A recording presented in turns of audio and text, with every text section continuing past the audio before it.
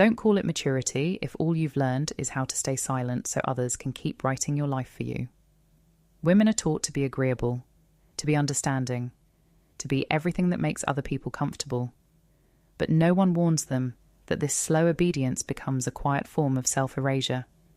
You think you're building a good life. In reality, you're slowly abandoning your own.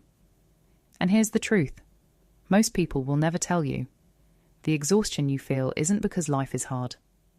It's because you've been living a script that was never yours. How many decisions have you made just to avoid disappointing someone? How many times have you swallowed your voice just to keep the peace? How many versions of yourself have you buried just to be accepted? This isn't kindness. This is self-betrayal. And if you keep going like this for another year, you won't just lose time. You'll lose the last trace of your own voice. This is not a comforting message. It's a confrontation. Because if you're ready to face the moment your life stopped being yours, then you're ready to take the pen back. I remember the night I stood in front of the mirror and realised something was deeply wrong. Not with the world, but with me. Everything looked fine on the outside. I had done what I was supposed to do. I said yes when I was expected to say yes. I smiled when it kept things smooth.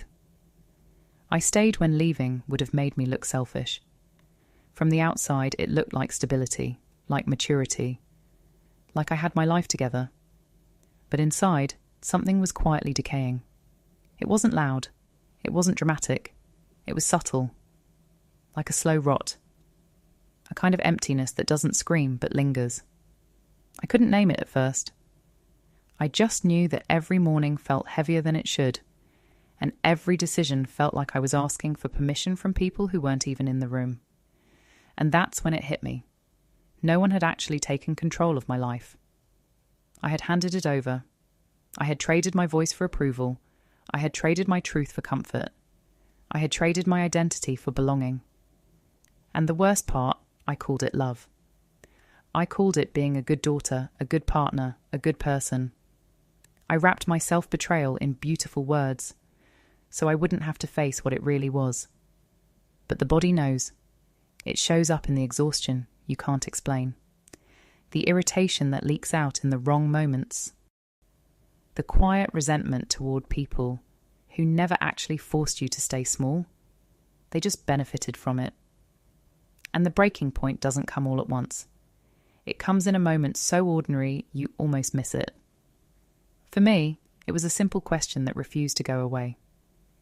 If no one was watching, would I still choose this life? And I couldn't answer yes. That silence was louder than anything I had ever heard. But here's the part that changed everything. The part most people avoid because it demands responsibility. The pain I was feeling wasn't caused by them. It was caused by the system I had built in my own mind. A system where other people's expectations became my rules, where their approval became my compass, where my worth was constantly measured by how well I performed a version of myself that was never real. That's when I understood something that felt both terrifying and freeing at the same time. Self-mastery begins the moment you stop asking for permission to exist as yourself. Not permission to be liked, not permission to be understood. Just permission to be without editing, without shrinking, without negotiating your core. And in Stoic philosophy, there's a line of thinking that cuts straight through the illusion. You don't control what others expect of you, but you are fully responsible for whether you build your life around those expectations. I had been living inside a churched framework that I didn't even question. But the truth is, the moment you see it, you can't unsee it. You start noticing every small compromise. Every time you say yes while your body says no. Every time you silence your intuition, because it might make someone uncomfortable and it becomes unbearable. Not because life got harder, but because you finally became aware of the cage. But awareness alone doesn't set you free. There's a moment, a sharp, uncomfortable moment, where you realize that if you don't change something now, you will spend years, maybe decades, perfecting a life that feels completely foreign to your soul. And that's where the shift happens. Not when you feel ready, not when everyone understands, but when the cost of staying the same becomes greater than the fear of changing. For me, it wasn't a dramatic exit. It wasn't a rebellion. It was a quiet decision to stop explaining myself, to stop over-justifying my choices, to stop performing a version of me that was easier to digest. And slowly, painfully, I started choosing differently. At first it felt wrong, like I was breaking some invisible rule, like I was becoming someone selfish, someone difficult. But then something unexpected happened. I felt lighter, not because everything got better, but because for the first time my life started to feel like it belonged to me.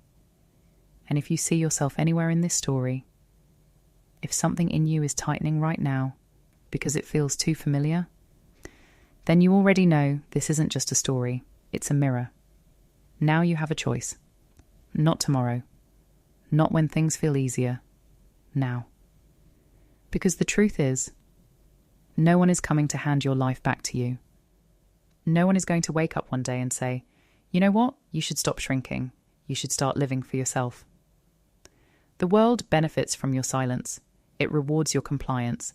It will not interrupt the script you've been following. So if something is going to change, it has to be you. Here's your way out. First, stop explaining yourself to people who are committed to misunderstanding you. Every time you over-explain, you are asking for permission to exist. You don't need it. Cut that pattern cleanly. Second, identify one area of your life where you've been living by someone else's expectations. Just one. Your career, your relationship, your lifestyle. And then ask the question you've been avoiding. If I was the only one who had to live with this, would I still choose it? If the answer is no, then something must change. Not eventually, immediately. Third, set a boundary that feels uncomfortable. Not aggressive, not dramatic, just clear. A simple no.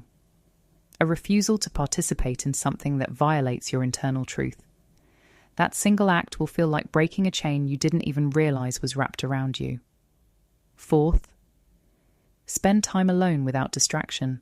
No phone, no noise, no performance. Just you. Because if you can't hear your own voice in silence, you will always default to the loudest voice around you.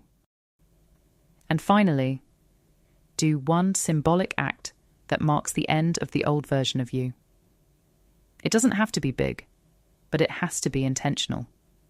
Walk away from something. Decline something. Start something you've been postponing. This is how you reclaim authorship, not in theory, but in action.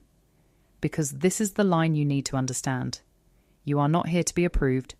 You are here to be expressed. And the moment you stop letting others hold the pen, everything changes. So if you're done living a life that feels like a performance, if you're done editing yourself just to be accepted, then write it down. Somewhere only you can see. I take the pen back. And mean it.